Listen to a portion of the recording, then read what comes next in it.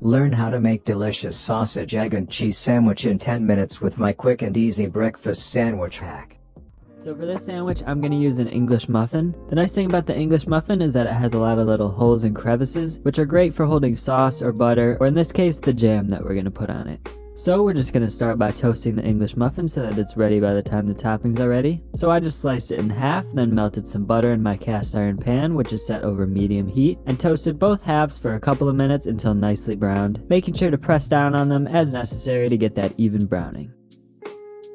Now we'll just set those aside for the time being while we prepare the rest of the toppings, starting with the sausages. We're going to make our own sausage patties here, so you'll want to start with some relatively fatty ground pork. I'm using 80-20 ground pork here, which works great. So I've got 8 ounces, which will make 4 patties. So for those of you who've seen my burger video, you'll start to see a lot of similarities here between the burgers and these breakfast sausage patties, starting with the fact that you want to handle the meat as little as possible to avoid packing it too tightly. So I just dumped all the meat into a bowl and then added the spices from there. So add about 2 teaspoons of dried thyme, 1/2 teaspoon of chili powder, 1/2 teaspoon of granulated garlic, about 1/4 nut or 1/2 teaspoon of freshly grated nutmeg, a few twists of some freshly grated black pepper, and about 1½ tablespoons of maple syrup, which is not only going to add some sweetness, but it'll help the outer surface of the patties to get nicely caramelized as they cook.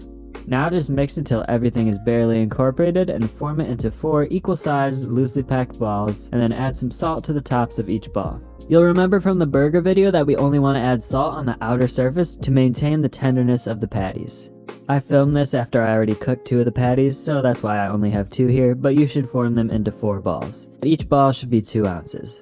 Now it's time to cook them, so heat your cast iron pan over medium-high heat until it's ripping hot. Then add 2 balls at a time, salted side down, and immediately smash them into the pan to spread them thin and increase the surface area in contact with the pan for maximum browning. The pork should release a good amount of its own fat as it cooks, so there's no need to add any oil. Now be sure to salt this side of the patties as well. After about 1½ to 2 minutes, the outer surface should be nicely browned, so give them a flip and cook for another minute or so on the other side. Once they're done, place the first patty onto your toasted English muffin, followed by a slice of American cheese and then the second patty. By sandwiching the cheese between these hot patties, it should be melted nicely by the time the sandwich is ready to eat.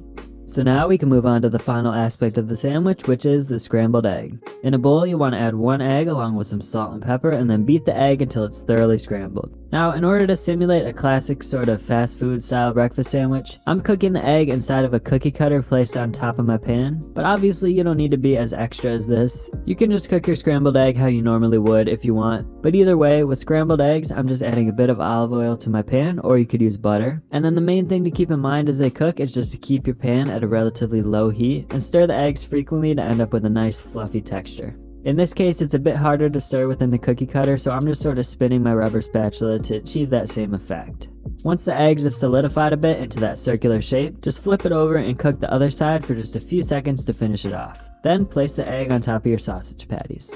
Now it's time to add whatever sauces or toppings you like to use, and for me, I'd highly recommend adding some jam. Right now we have a lot of heavier fatty ingredients, so this jam is the perfect way to add some acidity to kind of cut through everything and add another dimension to the sandwich. Are you currently on a keto diet or considering to start one? Then stop for a second. I have a free download of the most popular keto recipes for you that will skyrocket your ketosis.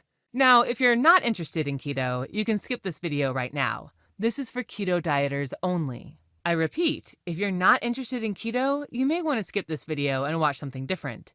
This is intended for keto dieters who love to indulge in tasty recipes. Hi, my name is Claudia Caldwell, and in the past few years, I've helped over 100,000 women shed their unwanted body weight, fit back into all their cute clothes, and reach their desired weight. And all of them had one thing in common: they followed the keto diet. And today, I would like to grant you free access to my easiest and fastest keto recipes that I've collected over the years. Now, I've compiled my best and tastiest recipes into a small collection that I would like to offer you for free download today, so that you can kickstart your keto diet and you don't have to waste time searching the internet for recipes. My recipe collection contains mouth-watering keto recipes, all with simple ingredients and easy instructions. And this recipe collection was made for ordinary people who suffer from complex recipes that include hours of preparing and cooking. I mean, those recipes make a good cooking show, but nobody can follow them in real life. My recipe collection is different.